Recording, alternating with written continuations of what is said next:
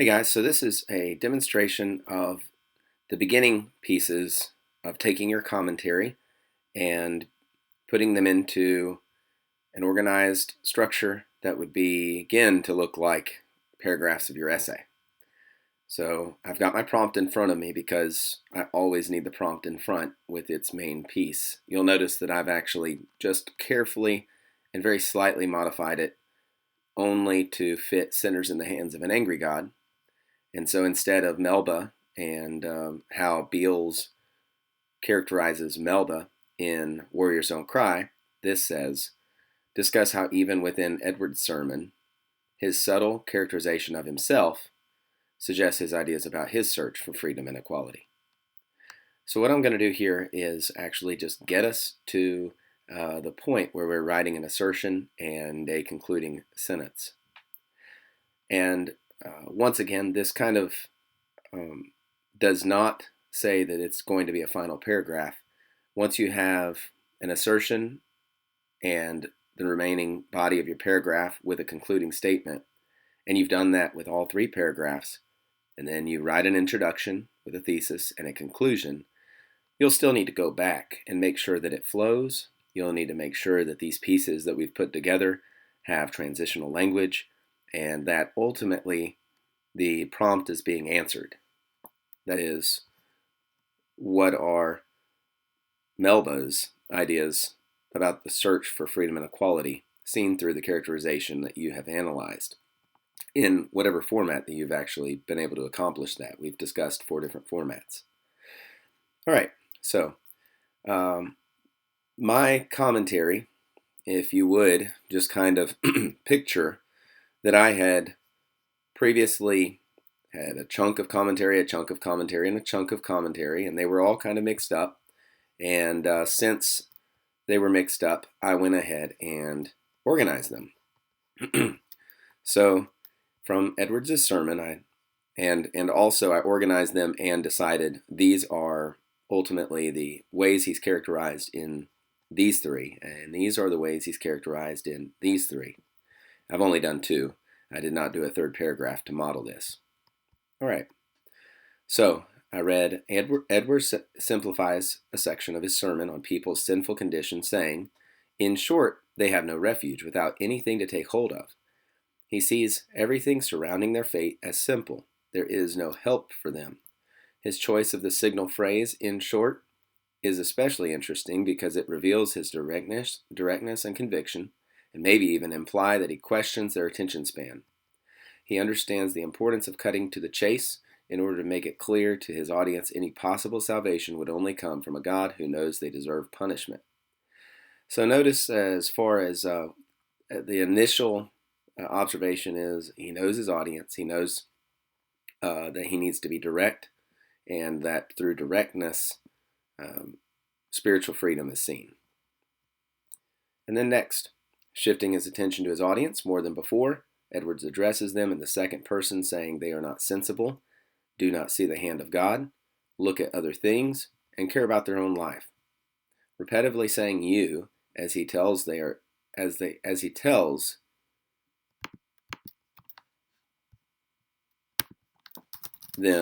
they are ignorant, surely gets their attention.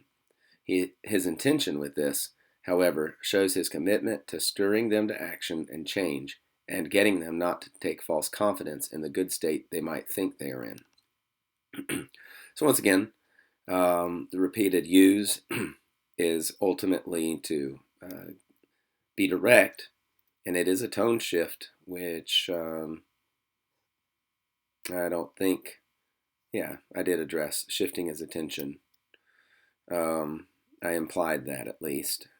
So obviously he still knows his audience. He knows that they can be falsely confident. And then thirdly, Edwards is singling out each member of his audience as a sinner and warning them of hell as a great furnace of wrath and wide and bottomless pit, makes him seem nearly desperate to get his church members to accept his message.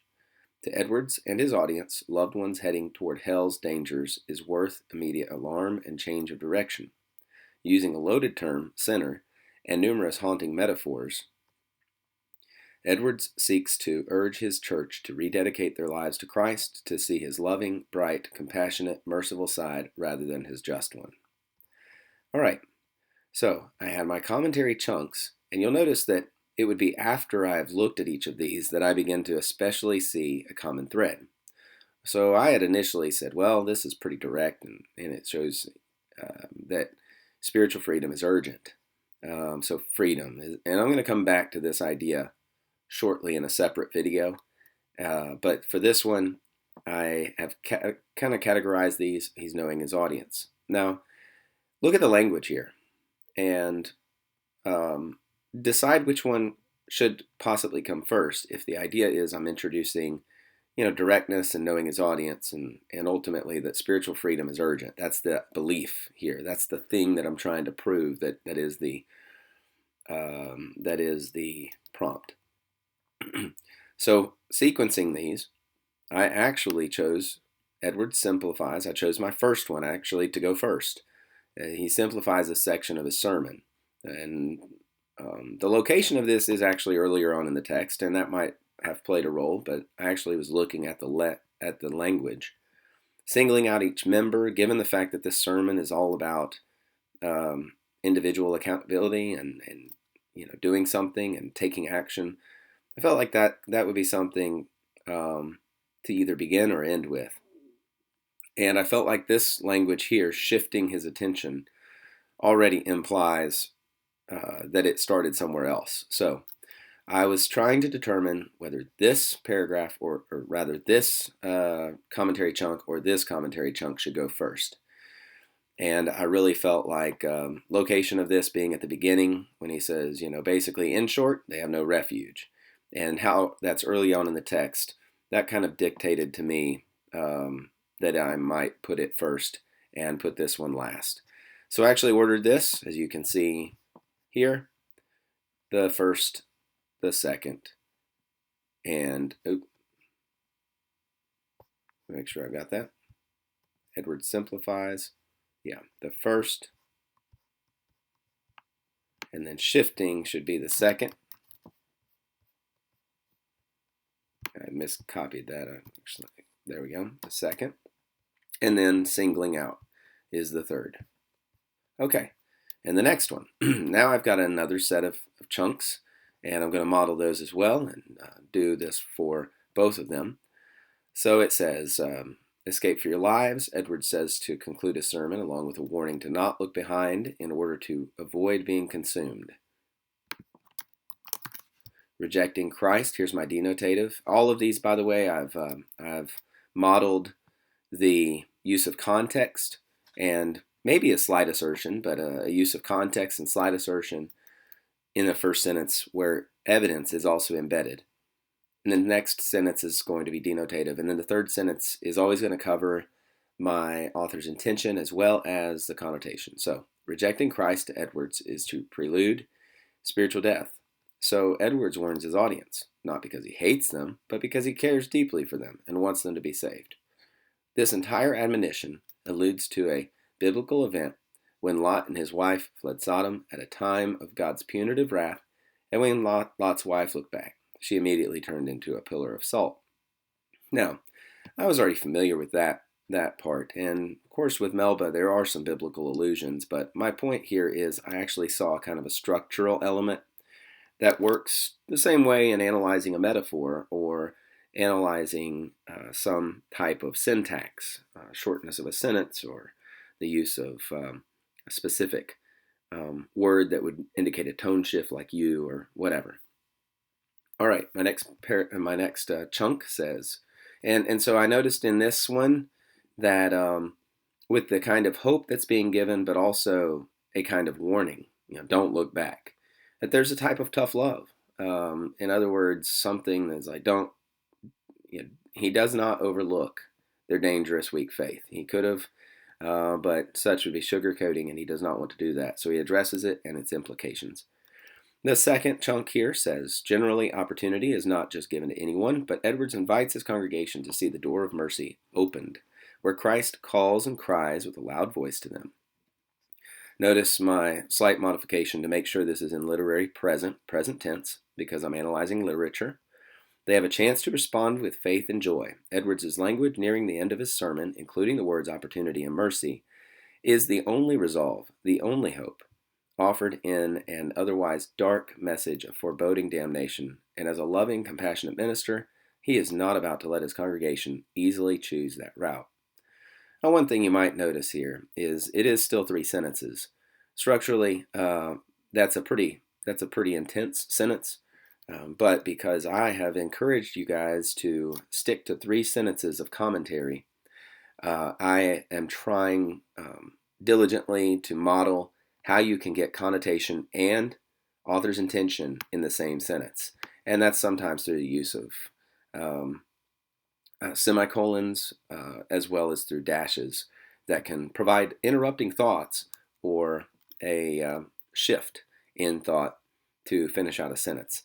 So Edwards's language and locating it at the end of his sermon is author's intent, as well as the use of the words opportunity and mercy.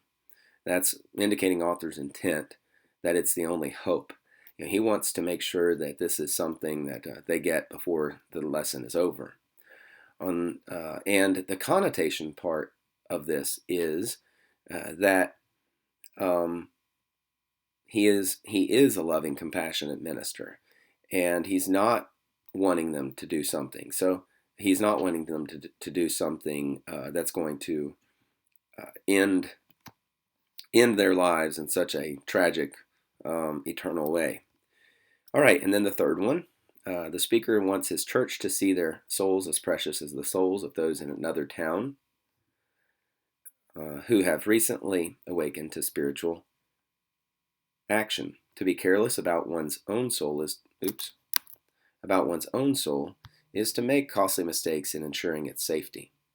Precious is an immensely affectionate word, akin to being used to refer to newborn babies or children's innocent dealings with one another. And here Edwards uses it to imply that how much he values his congregation's souls and how responsibly he believes.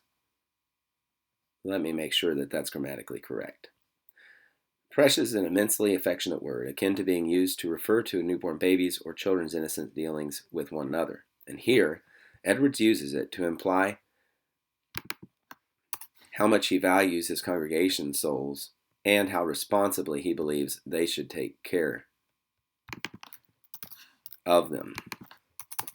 Okay? All right, so now that I've got these 3, I need to order them. I need to sequence them according to the flow that they seem to suggest. Escape. Escape sounds urgent, and I don't typically think of beginning something with the idea of escape. So I'm going to think maybe that's the last one. All right? Next, generally opportunity. Generally is kind of a soft beginning. It's subtly suggesting something. It does not sound threatening or forceful, and so it might be an easy way to introduce my reader to the ideas of this paragraph. Here, the speaker wants his church to see their souls as precious as the souls of those in another town. And so because the both of these, this one sounds somewhat introductory, if I'm going to talk about tough love and the importance of seeing souls a certain way. And then this one also seems somewhat introductory. So I need to narrow down these 2. I look at the rest of the content, and when I see here the only resolve, the only hope offered in an otherwise dark message, that sounds a little less introductory.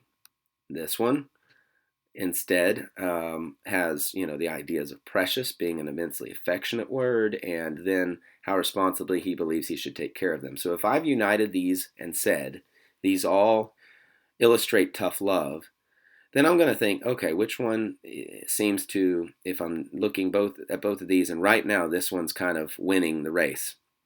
Let's see which one introduces that idea of love the most. Opportunity, well, that seems to maybe suggest love. And this one, he wants his church to see their souls as precious. And I really think that that one shows love. So I'm going to make sure that I go the yellow, then probably my purple, then probably the orange. Okay? And so that's what I've done here. So what I want to do now is to write an assertion sentence and a concluding sentence. And then I'll combine those ideas to create a thesis statement. That's going to be in the next video. Wait, one more thing. Sorry. One more thing. It was important here to show you this. I combine these tough loves, right? But I'm wanting to have a character trait. Or I actually am dividing it, obviously, as you can see, kind of character trait related. So character trait related, and then that's going to reveal something. So I have not gotten to what it exactly reveals yet. That'll be in my next video. But I did want to characterize, rather than just saying characterize as being loving, I wanted to do something stronger. So with this first section, I'm on tough love right now. I'll look at it. For tough love, I said, well, that's kind of a more colloquial or less formal way of referring to someone's love. And so I actually went to my handy-dandy thesaurus and started thinking, what am I wanting to do for tough? If I'm talking about tough, I mean, I'm really talking about direct and so on. It's almost a forced love, or maybe not that, but the idea of a type of admonition. I'm trying to find where I am here. There we go.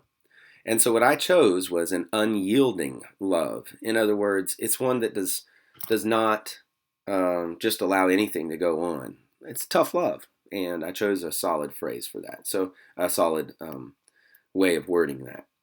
Next, I had said knowing his audience. That was kind of a key idea here. I might come back to in my assertion, but then last, I said this directness. But I again wanted to actually use stronger language. It's an essay. It's more careful. It's more crafted.